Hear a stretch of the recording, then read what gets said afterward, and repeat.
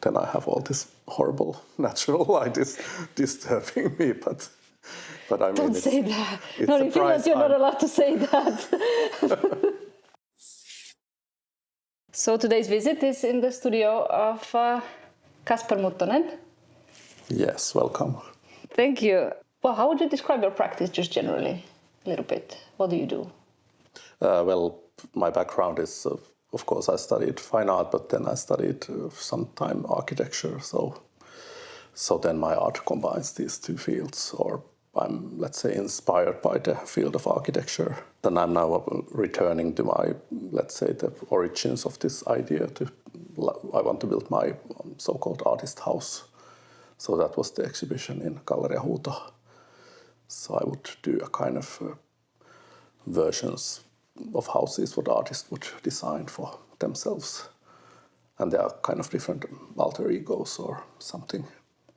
Are you planning to actually build a house in the end? Or? Well, that would be actually super fun, but I mean, I'm realistic that it's quite possible that I don't build the house at the end, but that would be the best end of this project. Then how would you choose which exactly model you would implement there? It would depend on the landscape and site a lot, so I would rebuild it again, the idea, and then put it to that location. Yeah. And I've had some installations in this Lapinlahti area, quite large ones also, which has been my kind of artist houses. Yes, your studio is located in the Lapinlahti hospital area. Or how is it? How do people call that? I mean, I would just say Lapinlahti, but that's actually a town. The name of this area is also Lapinlahti. Okay. The bay is Lapinlahti Bay. Okay, yeah. And this is Lapinniemi, the Cape of Lapland. Yes, this area. But it's a former psychiatric hospital and one of the most oldest ones in Europe and world. Really? Oh, I didn't know it was so old in comparison to the other ones in Europe as well. But it's been a place for artist studios for a while now. 10 years or a bit more. But there's like two main operators. So there's artist studios and we have the Lapinlahden Lähde and then we have the Osuuskunta Tilajakamo. Oh. So they share the main building like 50-50 and then the Lapinlahden Lähde has this Venice house and some other houses here. And we have also mental health work here. Right. So I would say it's a very diverse cultural center. People are working here, but then you also get therapy and yoga and whatever. There's art schools and bakery and cafeterias and it somehow makes sense, you know. It's a full service place. If it was a mental hospital, now it's also taking care of the mental health in a way. How long have you been in this studio? Well, I think it's even 10 years now. First we were kind of planning how to use the building and it was full of stuff and all kind of dirt and it was really a big project to make this anyhow workable space. We carried 10 tons of stuff outside and or more. Oh. And because it was abandoned for, let's say, even 30 years. So this was an apartment building in a hospital area. And in 1980s, that's the last time it was really working. And then it was just a storage warehouse. And this is the most seaside building in Helsinki, central areas. I mean, with a warehouse with this view is insane. Yes. To be honest. So this was where the staff was living when it was still a hospital, or?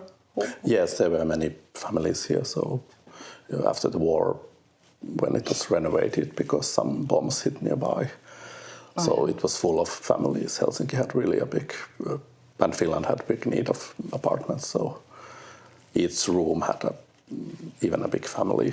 Are there any records of those times, like photos remaining somewhere? Or? We have actually a museum in the main building, this mental museum. So it has some image. It has where you enter to the cafeteria, there's a photograph of these two young boys. They are fishing in front of this house. So they lived here when it was bombed, and they live even now, so they visit here. They're just elderly gentlemen now. So we have now the connection also with some of the families who lived here. Oh, that is so good. And how big is this space that you are using? About More or less. 40 square meters, bit plus. Yeah. Which is a good amount of space, especially for sculpture. Yes. Of course, when now it's after exhibition, then I'm happy that I have packed everything away because I get disturbed for my own works. So now I'm having the new ideas. I need to clear all the my own noise. Exactly. My own art away. Yes, this is how I feel as well. I mean, that if I'm creating something new, I don't want to see the old stuff somehow. Just. And now it's a bit like a salon, so I have collected all kind of things and stuff. So now I hang out here and get ideas. And then when I start to build again exhibition, then everything will change and it will turn a horrible mess, I think. I mean, it would be interesting also to see the mess, but yes, the timing is such that we are now in the polished version. That's correct. Do you like to collect stuff? Otherwise, does that kind of inspire your work in a way?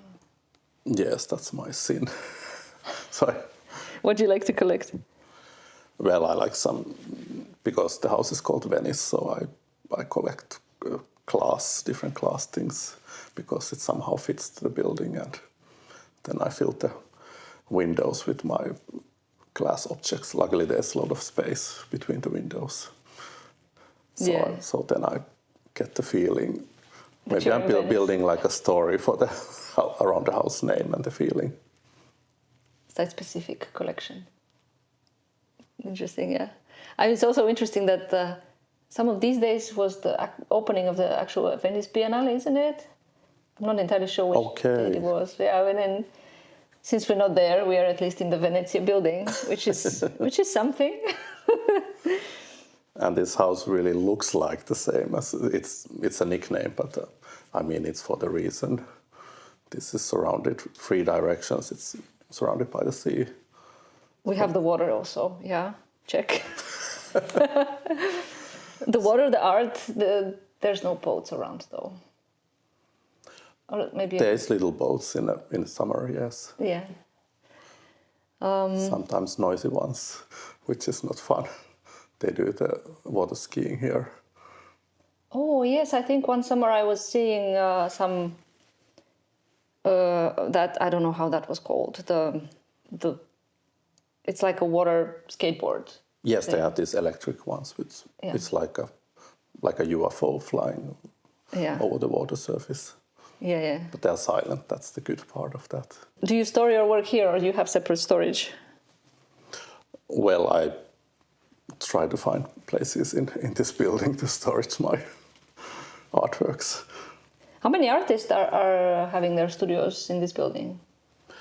Because this is not the main building; it's on the side. Yeah, it's hard to say. There's a bit different fields. We also have musicians here. Actually, 2 musicians in this floor, and then some who are like studying. There was before architects also, and actually there's an architect in the next room and so on. So the field is very open. So it's not just for visual artists. Then this Tila has a bit larger concentration of visual artists. Right. But they have also other buildings elsewhere in the city. Their idea is to have temporary. They hire buildings temporarily, and then they give the workspaces. Oh, okay.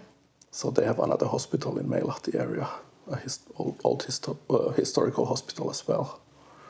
But then I'm under the MIELI, the Finnish Organization of Mental Health.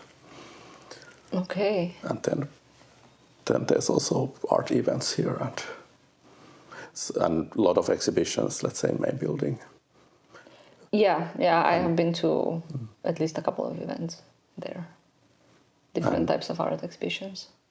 And it's not like a white cube, so it's a historic site. And I'm also working here as to get paid here. So my job is to guard that people don't drill the holes to the historic walls. Oh, interesting. Because museum people don't really like it, so we need to have a minimal effect here for the building. Yeah, it's funny. And it's really first grade protected landmark building and the area. So, and it's the main building is the Engel's last building, the same architect who designed Helsinki Center, the cathedral and the government buildings. So this is his last and at least damaged building, because hospital hasn't renovated it again and again, so it has all the layers left. And then this building there's a very famous painter, Helen Scherpeck. So her brother is one of the architects of this Venezia house. So that's really funny. And her grave is on the graveyard, other side of the water there. And you can watch this house from her grave. Well, that's probably how she wanted it. Well, or who knows? It can be. Well, her brother designed several buildings, so then it was just domestical buildings. So we have made it special now, but it was just a bakery and a laundry building at first. It's funny that you say that it's the most preserved building, like not preserved, but in a way that it hasn't been renovated before. Because when we were coming here, the inside was full of different tags and graffiti. And you said that you cannot actually repaint on top of that now. No, they don't want these new layers of paint. Of course, they will be mainly painted, but there's a little risk that some of the graffitis will be, at least one will be also preserved for the future. And this room, when I came here first, now it's a very, let's say, white and nice, but I had behind me there were two horrible graffitis, and I don't say they were pretty.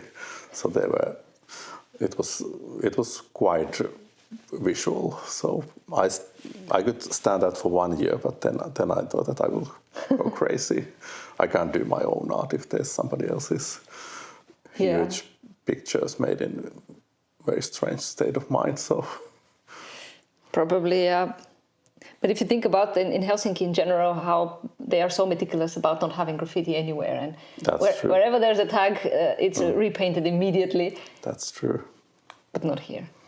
Not in this building, but of course we have some new ones, and I mean, then it's funny. I walk so often over the graffitis, so then I see, oh no, that tag, that wasn't there before.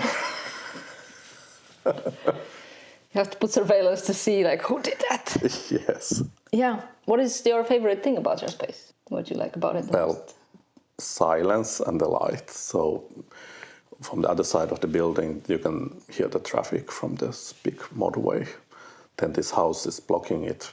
So I'm on the other side, so it's complete silence. So in summer, if I open my window, I will hear the waves of the water. And then in the summer time, it's now in a way summertime, you can see the light reflections in the ceiling from the water.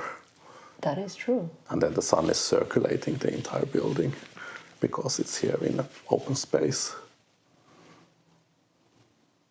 Yeah, the windows are pretty big, so the light is beautiful, for sure. And sometimes it's like too much. I do some light-orientated artwork, so then I have all this horrible natural light is disturbing me, but I mean... Don't say that. No, you feel that you're not allowed to say that. But then I need it, of course, too. But I'm not if I'd be a classical painter, this would be even, let's say, better atelier, because then it just be really playing with the light. But for me, I think I get inspired by the movements of the light here, so I put the ideas inside my artworks then. Yeah, your artworks have a lot of light in them as well. Were you playing with light before you came here, or did it affect your work in a way that you started? I think it has affected, because maybe there was something missing in my works, and then I had like architectural sculptures, but then they are sometimes a bit dark inside, and that's a bit stupid. But now I usually think how the light goes inside. I even make sometimes a light window for the ceiling of the sculpture, so the light goes inside, because the idea of putting little lamps inside, I can't stand that idea. So No, why? It somehow, I haven't given permission for that for myself yet. Maybe I will get the idea and see this is cool, but before I have only done that once in one work. Maybe they would look too much like little models and not like art pieces. That's true. Maybe that's that. And then if they look like toys or something, it's a fine line. I don't want to cross that line. Okay, let's get back a little bit to how you came to be here and in the state of your art practice as it is. Like, how did you start to begin with? You said you were studying fine art, but before you were studying fine art, did you think you would study that you would be an artist eventually, or how did that unfold? Well, I think when I was young on that time, I was in high school. I actually wanted to be arts and craft and making stone, like jewelry or something, stone objects. Because in my hometown Lappeenranta there was this stone school. So when I was in in 8th grade or something, that was like my dream, because it'd be like fun. I like to do things with hand, and I like stones, and so. But then they cancelled that school, so I couldn't apply that. Then I went to high school, and I thought that'd be good for me because I was good at school. But that was the wrong idea. It wasn't very successful. By high school, do you mean the Lukio? Lukio, yes. Lukio, yeah. Because there are these different types of high school here. There's a bit confusing. Yes. That's good to Yeah. say. But then I was in this art and craft school for 1 year elsewhere in Savonlinna. And that was interesting, but they had very good tools, so I sculpted some stone there and back to that idea. And then I applied to Kuvataide Akatemia. Actually, I learned the name of Kuvataide Akatemia just 6 months before I applied to that school. And I was still 18, so I was very young. They don't advertise themselves that much, eh?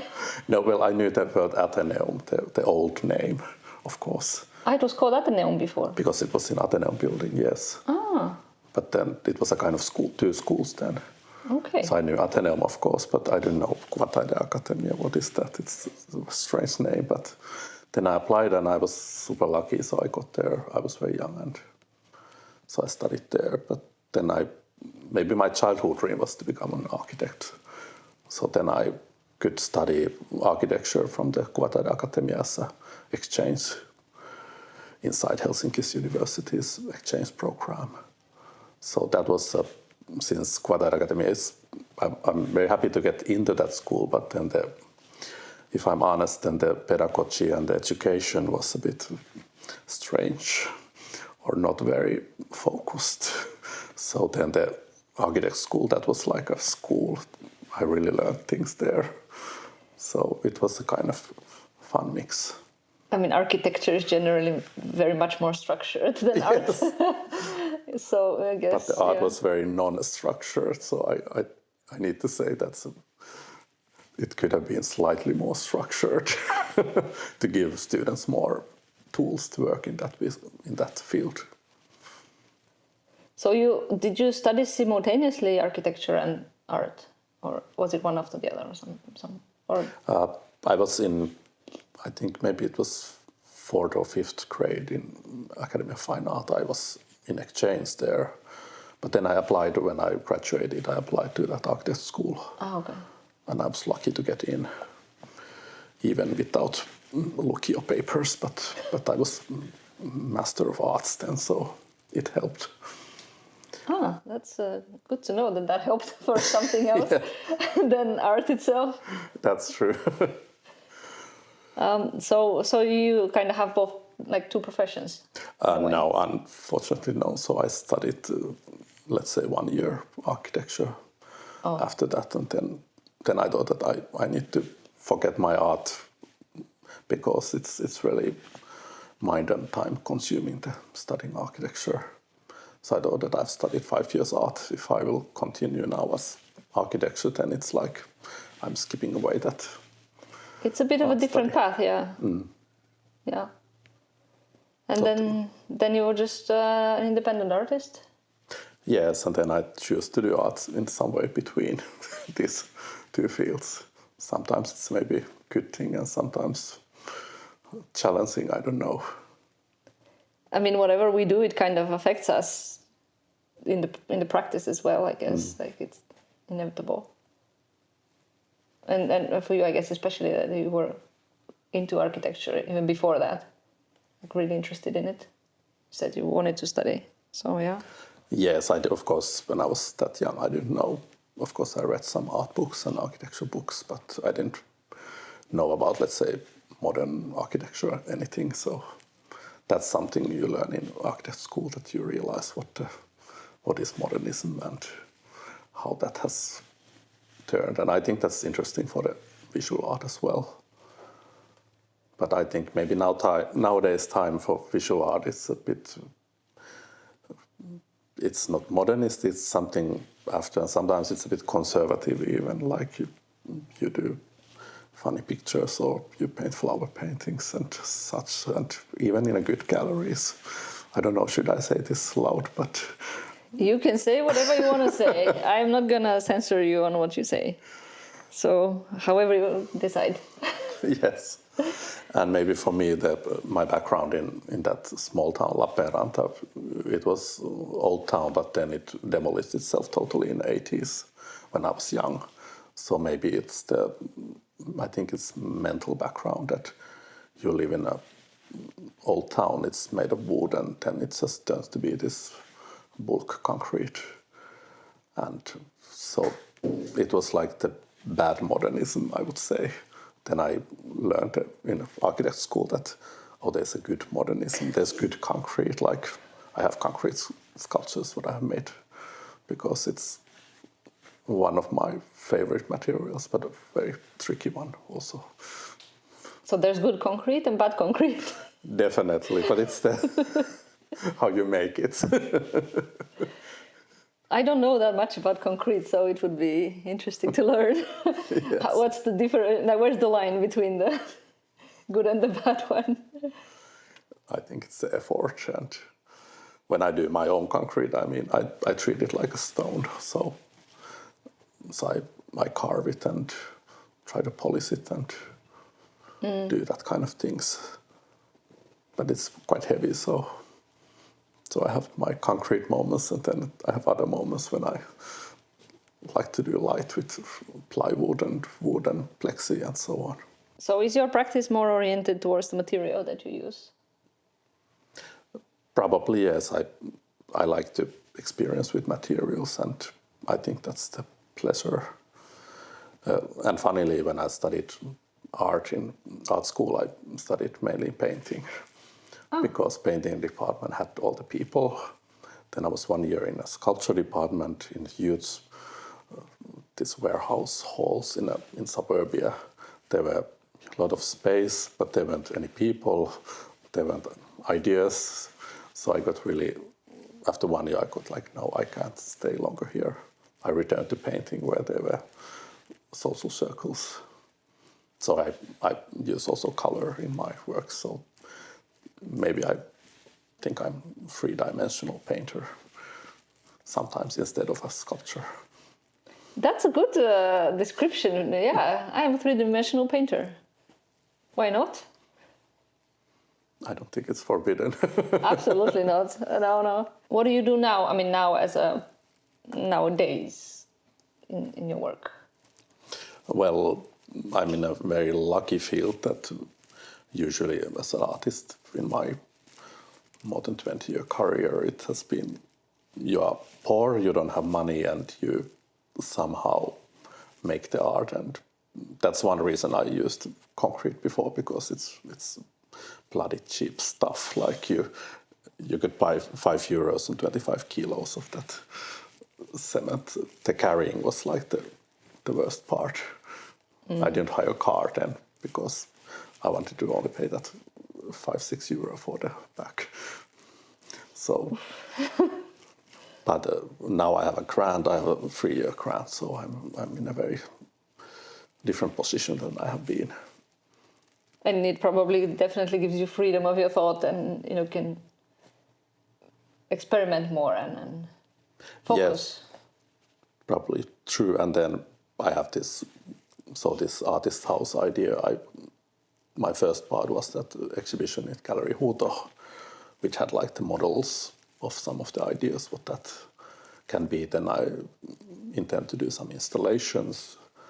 So because I have done some artworks outside in Lapilahti, I had one floating sculpture in this bay maybe 5 years ago. And when this Lapilahti program started at 2014, I made this very huge wooden sculpture in front of that old hospital's yard. That was like 5 times 6 meter size. And 3 meter high. I used 600 meters of wood. But it was it was definitely fun. But then it was a ghost house. It was like a abandoned area. Yeah, and what do you do after a while with that kind of a bigger work?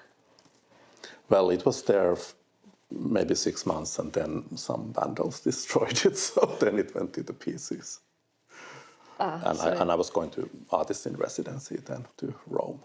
So Lapilahti is a very important area for me. Maybe it's a kind of residency inside Finland for me for quite many years now, but then I've been in different residencies in Rome and Paris and Germany and so on.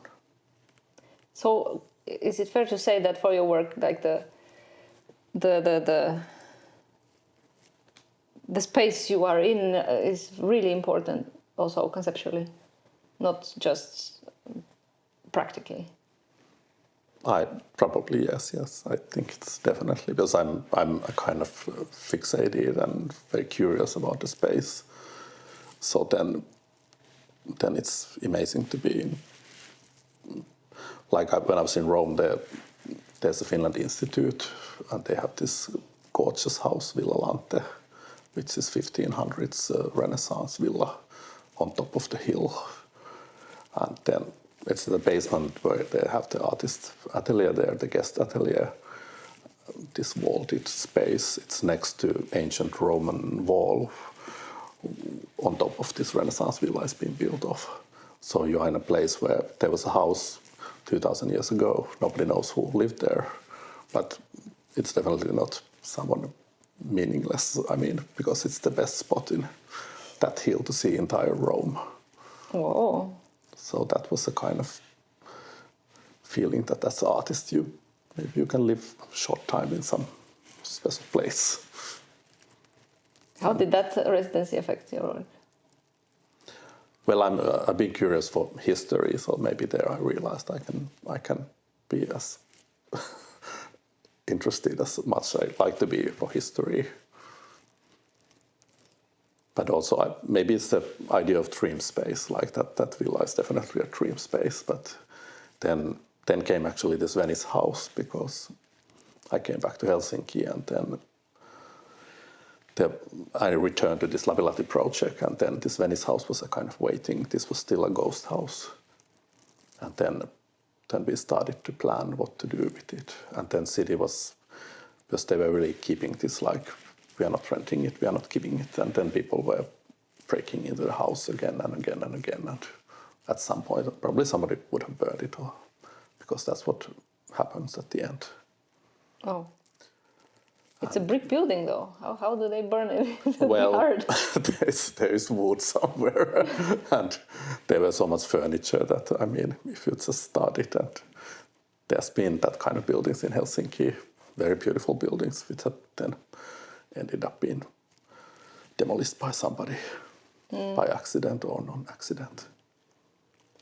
Yeah, I guess. I mean, of course, if somebody doesn't take care of it, yeah, just randomness, like entropy is gonna hit it quicker than the rest. Yeah. And maybe like here, to be an artist, and with my background, because I work here a bit maintaining the buildings here, or organizing it for the tenant side. So, but here it's like building community. So that's important for me. And in Villa Lante it was great. There were people in different fields. So that for me that's better than being just among artists. I mean, I like artists, but then artists are doing things for artists and so on. I don't think that's always healthy. So here I think I like when it's all the possible fields exist here. And then another community, which is Galleria Huuto. So I started from there, I don't know, maybe 2010, 11, something like that, or 9, to be a member. But then in 2012, Huuto, which was like a small art gallery, artist-run gallery. Huuto had 2 small galleries in the center, but then we had a big exhibition in this Jätkäsaari L3 warehouse, and we had like more than 1,000 square meter space there. I came to Finland in 2014, and when I found out about Huuto, they were in Jätkäsaari. Yes. Yeah, it was a really good space there. Yes, in 2012 we built the space, and we got the idea after this, during this big exhibition, the 10-year exhibition of the Huuto, that why don't we stay here? Because then we had like 100 square meter living room there. That was bigger than the 2 galleries combined before. Yeah. So that started to make Huuto as a community. And of course it ended then a bit tragically when the city kicked everybody out from the building. Yeah, and what is it now, that space there? Like, is it even something, or just the buildings are standing? They were planning the same thing, to have artist exhibitions and different creative thing. But no, nothing is happening there. Yeah. The one who were buying it didn't buy it. I think it's very stupid. That could be the House of Arts in Jätkäsaari. And city built, and the different companies built a new area. They spent billions of euros to build that area. Yeah. So just a fraction of that money, it's just a few tens of millions, they could have renovated that building and give something life to that new area. Not to make it suburb, but to make it a part of the city center. It does feel a little bit sterile still there, the whole neighborhood. It's not totally dead, but I mean, it could be more alive. Yeah. So I think Lapilahti is a kind of opposite. Even city is doing some things here, but it was totally dead in 2014. Only few people walked to the area, and some people broke in the building or break the windows. And now even winter, you see people outside, and in summer it's crowded. So I think it's we have some part of the credit to make this very alive area. Not all, but some part. So this community building is something you are kind of passionate about.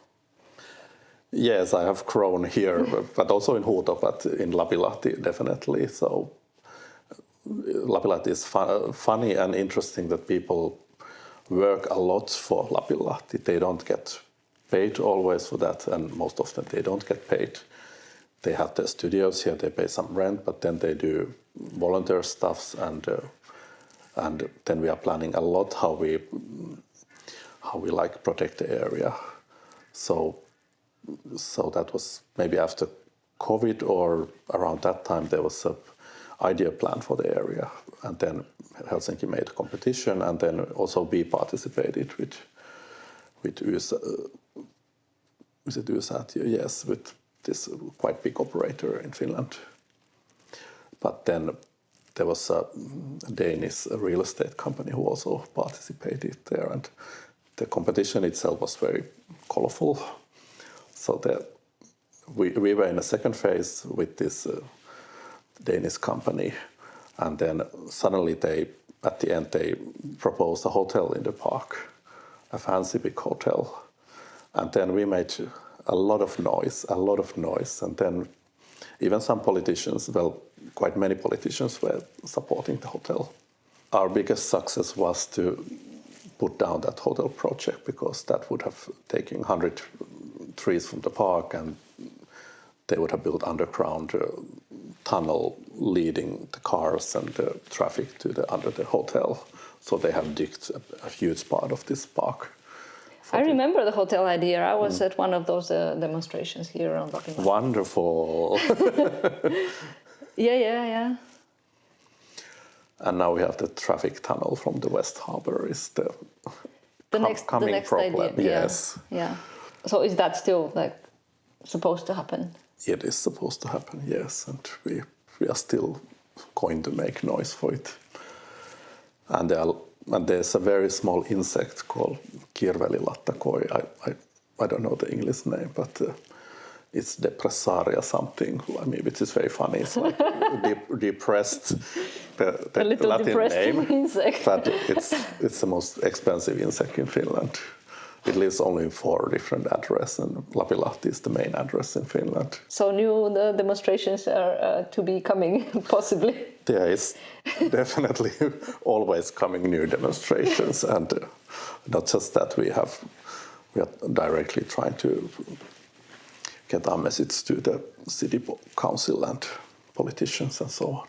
We have also people with journalist background or advertisement background, so it's not just visual artists. So then we can make the message very more sharp. Yeah, probably. And we have many people really thinking this. We have meetings every 2 weeks where we think about the Lapinlahti future. It's super focused, I would say. Sometimes too much. I mean, there's all the time these meetings and things, but I'm so proud of that. It's really fun to be part of this kind of, because I don't know, is it common in Finland that you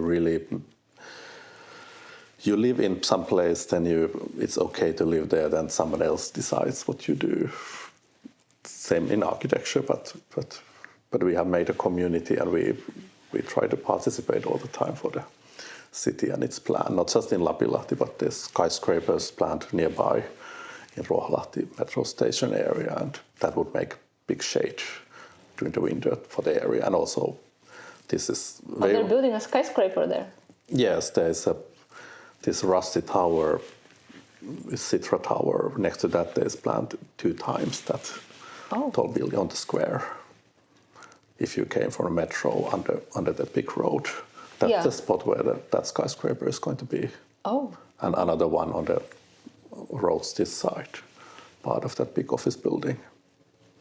So, but current economic situation says I'm not completely certain. It's going to take a while, before they come back to these massive plans. Mm. Huh. Because in this area, if you are here, there's plenty of spaces you are, and all the view is the same than in 1800s. So you really have the feeling you can time travel. So I think it's a kind of valuable city space, because then you walk just a little bit to Ruoholahti and then you're in a completely different area. Mm. So I think this is the old town of Ruoholahti and Jätkäsaari. And this is definitely more cultural. This place, of course, Kaapelitehdas is very vibrant too. Yeah, Kapeli is pretty nearby as well. Well, I guess you're lucky to at least on the one side have the graveyard, so that won't change. That won't change. There's Mannerheim doesn't move away from there, or the other presidents either. But getting back to your work as an artist, I have many works. You seem to have many works, yeah.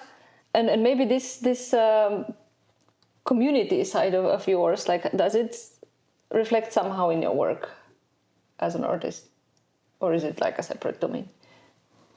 Well, that's maybe a bit. Do you work with other people for your artworks, for example, or something like that?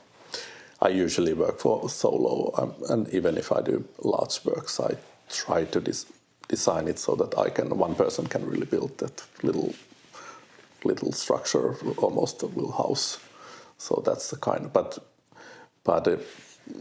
then when I get help, let's say from here, there's so many people, sometimes you need to carry stuffs and hold some ceiling, and then you can pick up 6 person. So I mean, it's a kind of great.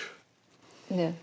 Or when I have my leg was broken here and I had to make exhibition, so I got help here. Then people carried my works and transported to the huta and all that. So then I really felt like privilege. So maybe it's coming little by little. But maybe as artists we have so learned to do things alone, maybe too much. So then it's hard to cross that line. But usually when I do these installations in a park, like I've met sometimes, then they become more social than this kind of gallery exhibition. Do you have a preference of like where would you rather, if you, in an ideal situation, would you make your work for a gallery or for the park? Well, I think both, but ideally, really, it'd be fun to make. Well, not just in a park, let's say, top of a building or doing some parasite structures. That'd be fun. Or even I know some architects, and I'm working in that field. It'd be fun to be part of a building project, but not that they have a ready building and then I add something, stick it on, but to really be part of the planning part, that the building would turn to be a piece of art. Some part of the building would be like a artwork, not having an artwork as object, but really making a hybrid artwork building. That would be probably my fantasy. To be Gaudi. Well, a little bit. I like the handcraft. I mean, the level of that's amazing. Even it's something very non-Finnish style. Like Finland is, even the Art Nouveau Jugend style it's totally different than Gaudi. I mean, yeah, in this country. That's also pretty unique in itself. Like But sometimes I desire to be that wild. But I think it's not often so acceptable in Finnish culture. That is true, actually. I have noticed that. Like I'm from Bulgaria, and there people like these little handicrafted thingies, and they give each other it's very common that there are these little shops selling something handmade. Much more than here. Here there are handmade things here as well, but we like more industrially made design. Like Aalto-Vase, that we like that it's design and then somebody makes million in a factory almost. Maybe I'm a bit brutal now for my country, but that's a bit. I think it's maybe they like that things are more polished, like more looking like a product than like somebody actually stitched it together by hand. Yes. That's interesting. Yeah. It must be coming from the Finnish design tradition and Aalto and stuff. Yeah. But of course, here people did do a lot, well, everything by hand also, and I'm missing that part. But then sometimes I think like I'm doing something by my hand. It's very time consuming. Then the result is not always the best even. So then I'm thinking why I didn't laser cut or something like that. But then I don't always feel like soul for laser cutting something, or even there's good art made with laser cut, but there's also bad art made with that. When you see that somebody's using tools, I want the feeling. I mean, when you see really handmade things, there's a certain feeling. Yeah, I think I have this kind of a bit as an inner conflict for my work, that I like to make things with my hands as well. My bachelor is in porcelain and glass, and we were making everything by hand. Good. But then I also like to use tools. I love laser cutters and these kinds of things. So I'm kind of having this battle. Yeah, I guess I have both. Like I have works with both in a way. But does a person actually have to choose? Like, why would you have to choose? You can do both. Yeah, that's true. And I mean, usually, I think I'm building like rules for my mind, but then at some point I need to break the rules also, what I have built by myself, because maybe we just push ourselves in certain corners sometimes with the rules. Yeah. I mean, I feel like we're kind of encouraged to do that so that people can understand more easily what we do. But then, yeah, if you start repeating yourself too much, it would get so boring. And how do you deal with that? That's true, and that's the worst thing, is that you do something boring. Yeah. Maybe. I would think so, yeah, because otherwise why would you do it if it's boring? It's boring you, it will probably bore other people as well. Have you had, or do you have other themes in your practice apart from the architectural and spatial? Well, the light, of course, is now, because I try to see light as element, so that has been quite strongly in.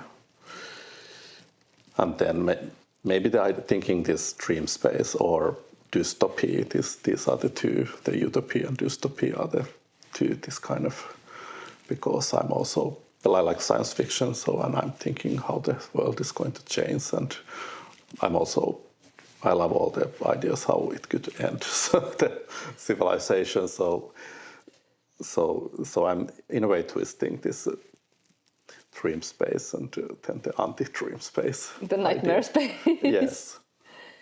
And maybe that refers to society, because Finland it has the both sides, so sometimes it's really great country giving everything. Well, that's what we get the feeling we should say, that we are getting everything here, or free education and health. Happiest country in the world for nearly a decade. Well, that I don't believe. Before that, we were the most suicidal country in the world. So somehow I don't buy that. But then we are very industrialized. That's the thing in Finland. Everything is prefabricated, and it's like neat and clean. And then you need to rebuild. And maybe I feel that goes somehow to people as well. It's not just the buildings. Or the IKEA furniture, but it's like you're supposed to be engineer in your mind, not like artists are really problem to this, unless very few like established artists, they are okay, or you have these official crazy peoples, but somehow official crazy people. That sounds really good. Or established crazy people, yes. So I'm still thinking I'm on the way to be an established crazy person. So when somebody asks me, like, what is how do you define success as an artist, I would say that I aim to be official crazy person. Do you have a specific process that you go through in your work, like when you start to create it? Or is it more experimental, how things turn out? Well, I'd like to say that I'm very focused and I have clear idea, but usually because it need to be fun, I try to get ideas, and then that start is horrible usually. So I get stuck, and then I need to go across that and then get the speed going on. How do you get across that? Well, sometimes you need to do something which goes totally wrong, and then you just throw it away and then start again. Maybe it's just that. Now I have luckily put a kind of frame into my mind that it's like a process of several years, so that helps me. And then the exhibition place, the gallery, if I don't have the place, then I can't really, it's hard to plan artwork. It's very hard for me I would do a ready artwork, and then I would try to call somebody that, do you take this and present it, because I need the place. And when I have the gallery room or something, I really start to installing, I will think how many works there should be or what kind of ideas, and then I start to build the exhibition for the place. So I really need the place. That is interesting that you say that, because I find it difficult exactly in the other opposite direction, because usually unless you get invited to a space, you need to apply for the space with a specific project, and I'm having difficulties with that phase, because it's usually at least a year in advance that you would need to have some vision of that project for that place. And but I also have that difficulty, because in a way I need the space is one tool, so I need to get the space for myself. But then I will just make idea. Usually it changes sometimes a lot and sometimes less. Yeah, I guess it's some sort of a balance that you need some sort of an idea, but still not developed enough so that you get bored with it before it gets time to actually do the work. Yeah. And sometimes some material, or because I like to experience. If I invent something, that's the best part. If you do something, you just mess with some materials or paints or some kind of mediums, and then you realize that this is interesting. Then this is really what I'm missing, because I think it's a bit harder and harder to get this kind of. Maybe it was more easy when I painted to get something totally new, something worked differently in a. But I used, when I did paint, I think I had too many different fields. I used all the techniques and all that. So then I felt maybe I didn't have the identity, or I got identity issue while I was painting. So, and that was quite heavy. So then I thought that building these three-dimensional things is more focused. I can keep myself somehow structured, which includes also my head. So I need to keep my mind structured as well. I would think that sculpture is more open to different things you can do than painting, generally. Well, it could be. But then I often end up to some cube, and I think then I even by myself think cube is very boring. So, but it's somehow the basic element to build a space or block or object. I mean, when I open Blender, because I do sometimes some things in Blender, it opens up with a cube. It always gives you the cube first to start from. Yes. Do you ever use any software for sound planning or visualizing stuff, or do you just start making with hands? It's always hand. Nowadays I try to do small model of my sculpture before I do the work. So, because if I have a model of that made of cardboard, then it makes it more easier. And if I try to, because now I'm trying to make it look again a bit more architecture, then I want that certain things are detailed. It needs to have some credibility, not everything, but a little bit credibility that it could be real building or something.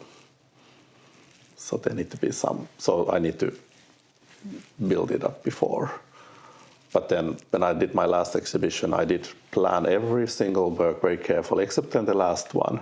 I just had some ideas, and then I made it in different elements, and I stick them together, and then I was actually very happy for that. But maybe it was the end of the process, so I could do it, and then it succeeded quite well. You let yourself, okay, I have already the other ones, let's just play with this one more. Yes, and I made so many models of that final work before, and then I skipped all of them. And now I feel a bit bad. Maybe I should build that unbuilt work again. But of course I can do it now after, because I have to continue the process.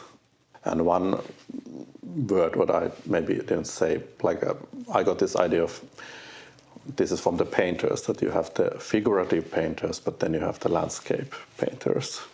So then I I got this idea at some point, and I realized I'm not figurative painter or artist, that I do landscapes, but then my buildings are the landscapes. And then I want to make a kind of building, and then the landscape is inside, so it twists around. So like I had this concept of urban landscape, it's like 15 years ago or something, and then the idea that in urban reality, different reflections and all that's also like a landscape. So it's similar than natural landscape, but then it has different lights, different colors, and different effects. And actually, it's as fascinating as the natural landscape. This is, I mean, it's fascinating that what you're saying, because the majority of artists, I feel like in Finland, they are very nature oriented. Like there's so much inspired by nature, using nature in the work, and you are on the other end of that. And I'm also very inspired by the nature, but I think the nature is there and it should be there, and there should be places where people don't actually go. The nature could just stay there by itself. Nature doesn't need humans there to destroy it, but then I don't want to replicate it. But sometimes, let's say, you have trees and you get these light spots under the tree in the summer. So I'm very fascinated for that. So I have replicated that into some of my sculpture. But that was when I studied art, and we had Lauri Anttila, who is very scientific orientated person. He's passed nowadays, but he was definitely the best teacher in that school, like really giving ideas and new ideas. But it was fun that when you have the hole in the leaves and you see the light spot on the ground, it's actually a picture of sun. So that was like... Yeah, teachers are important, especially in this kind of... If they have good ideas. To spark something in yes. you, yeah. Yeah, you were studying painting, and then you went a little bit in sculpture, and then you said you went back to painting. Yes. And how did you get to the sculpture again? How did you do that transition? I just do sculpture. I graduated as a painter. It didn't happen like gradually or something. You just were like, okay, I'm a painter now, but I'm going to do sculpture. I don't think I have maybe not identified myself as a painter. Then I studied the architecture, so that's also three-dimensional. So then it was maybe not the issue. Maybe but I did still paint, yes, at that time. So, but maybe there had been some kind of twist, and then maybe I feel more like I can structure the idea a better way in sculpture or three-dimensional artwork than flat painting. I had some kind of paintings, yes. And I've had relief kind of paintings also. Yeah. And probably I will continue at some point. Because in painting you can do some medium tries more nicely than in complete, like a sculpture. You can like paint different materials or surfaces. I've tried, let's say, metal powders, and in one store in Berlin they sold this Eisenpulver. That was, I don't know, was it under 10 euro per kilo or something? So I have, but I mix it with medium or glue, and then I get this sparkling grey surface, and I like it.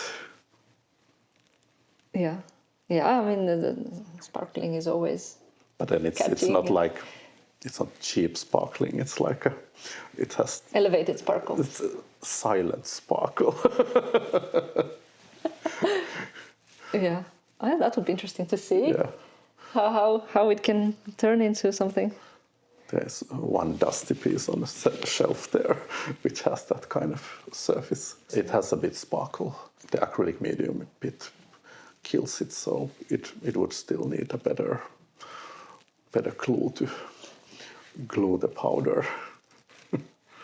When you do your works, do you think about the longevity of them and these materials that you use, how they're going to age? Yes, I try to make them last. Even then they don't last myself, but then maybe I even do that too much because it makes it a bit heavy.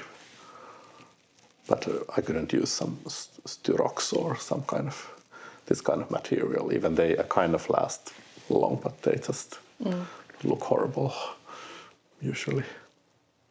Yeah, and then they would change over time. And but plexiglass is also a bit tricky. That I didn't know it's good. Yeah, it's just even well, it hasn't yellowed because I have some bit older plexiglass works, and then I have this because I like water. I have this water effect. It's a certain medium I use on the plexi, and then I get the shadow is completely like water. I mean it's fantastic. If somebody calls it kitsch, they can do it. I don't care, but it's I like how it really is like a lens. But then when I used this medium in not plexi, but there was this cheaper plexi, copy plexi, I got a nice effect, and then after some months it just fell off. So this kind of things can happen. Yeah. Well, I guess, yeah, for some things you just can't know in advance, and you just see it after a decade, how it looks like. And some best stuff is from hardware stores. I really like it, but you need to really walk there a lot and then try them and use them wrongly, not what they have planned for. Yeah. Oh, wait. Lately I haven't done any more like volumetric work, but before, when I was still more excited about building something, I would love to go to hardware stores. It's like a candy shop. Yes, yeah. Well, here in Finland, it's a little tricky if you don't have a car, how to get to them. And especially if you buy something, how do you drag it back? But yes, It's a big adventure. It's a bit of an adventure for sure. Or you need a friend with a car. Make friends with cars. That's unfortunate. I don't have a car. I don't have a driving license, so yeah. I need some friends with cars. So for your works, you usually would make smaller ones that you can carry, or do you restrict yourself with how big they are? Well, this workroom restricts a lot. I mean, the door outside, I have so many shelves there that I have had problem to carry some furniture away. I need to put them in pieces, and some sculptures were really on the edge. So I would be happy to design artwork so that I could put it in pieces, but that also limits quite much. So, but sometimes I really put them in pieces. Do you work every day on your practice, or like almost every day, or is it more when you have an exhibition, then you focus more? I try to nowadays like focus. Then I have the exhibition, I will focus and try to make it. I think before I did work more almost every day, and then I tried to make almost all the ideas, and then it was more varying. Now I try to focus. It's lovely to have different ideas and all, but then I think I want to get my message more clear now, to grow adult maybe. The journalists here and the advertising people are affecting you in that sense? Luckily not. No. I think that's just like fun that you do something creative, and of course they also do some creative project here. So it's not that bad. I mean, I don't think we have. I think people working in established commercial galleries, they get far more of this kind of signals. At least I believe so. I can be wrong, but possibly. Somehow I believe so. Do you have something planned for the near future? Like, is there some other exhibition coming, or is it now more of a time to rest and gather your thoughts? Well, I'm also now applying because I don't need to have a gallery exhibition, but it could be interesting to continue it. So I'm applying that and looking for now different places to continue this project. And then most likely I will do outside work here in Lapilahti or somewhere else. Summer is coming, so yeah, you have... Summer is coming, and summer is definitely the time to do it, but it can still be autumn, so... I don't know, after September it's just like... it gets dark and rainy and cold. But yeah. And I have done actually one or few... I've done light work here, like a light sculpture in the winter time. Like there's the Lux, the Light Art Festival. That's true, yeah. We have had our own off-Lux festivals here, so... Off-Lux. And that was really funny, like making this... that was like a ball, but I had this iridescent foil on that and different lamps, battery lamps. Then it was on the rock outside this house on the seaside, and it was really... It was fun until the wind took that sculpture, and then it flew to the bay, and then it was sank in the water, and then it froze, and then it was impossible to get it in one piece, and also that was a bit... Must have been looking interesting frozen, though. It was really interesting, and I mean, that was life. It lived its own life. I don't think all artwork has to live forever. And big installations, I'm more accepting that they will have some short period. Do you go to exhibitions often? I mean, probably in Huuto you would go, I would assume. Or... Yes, well, when Huuto was in Jätkäsaari and then it was in Eerikinkatu, it was more close to me. So now, since it's, well, the metro is near, but it's the other side of the center, so it has a bit limited. I think there's a periods I will visit more in exhibitions. Then sometimes I need break because I need to, well, keep my mind somehow clear, and then sometimes exhibitions don't help my own process. Yeah, you want to not be influenced by what you see. Yeah, it's like a noise. You need to cut off that noise. Okay. And then there's the moments when it's very useful. You sound like a very social artist, like a person who is more open to other people, because there are other artists that are very much not. But well, I don't know. Do you like openings, or would you rather go to the exhibition when it's already been opened? Well, there's sometimes openings are very fun. It's fun to be in many openings and all, but you don't always see the art really in openings. So that's the and for artists it is the social moment. So in a good period you will see many people you don't see otherwise. So then it's really amazing. But then I think artists are also looking who is in and who is in what gallery, and it's kind of. There's not always positive with this kind of social games and structures in openings. And so what would be some other places of inspiration for you? Well, I like to travel if it's possible and to see different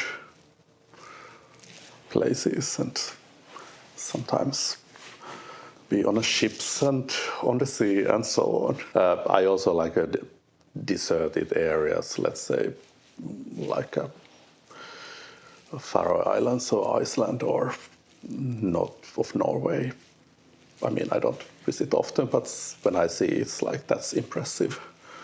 Maybe it's because in Finland we have all the forest, and I mean, forest is it's beautiful, but for me, this kind of open mountains and rocks and this kind of landscape is more exotic, and then I get like, I open myself more in that kind of place than to go inside a forest in Finland. That's not my... I love the forest, but like I said, they're full of mosquitoes and all kind of creatures. So I like more the seaside or lakeside, because I was born in Lappeenranta. It's on the Lake Saimaa. And I lived in Ireland there. Well, it was suburb, but there was a very beautiful coastline, and so I think that kind of landscape inspires me.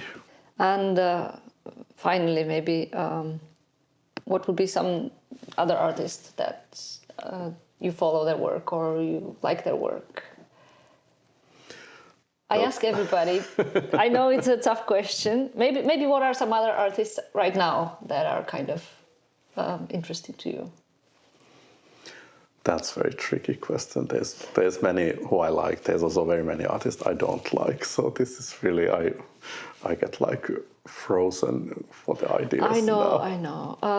I mean, you can also take a little time to think about it because on the website of the podcast I'm keeping a list of people that recommended other people, and you can see what all of the guests have said as artists that they like and get to know maybe new artists.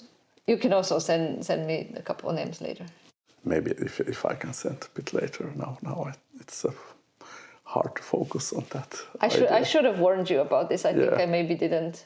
I missed to warn. I try to warn people usually to prepare them in advance. Okay, think about that. But maybe I forgot to tell you. Well, that's kind of question you should actually wait to come. But that is also true. Yes. Thank you for this chat and thank you for sharing your practice with us. You're very welcome.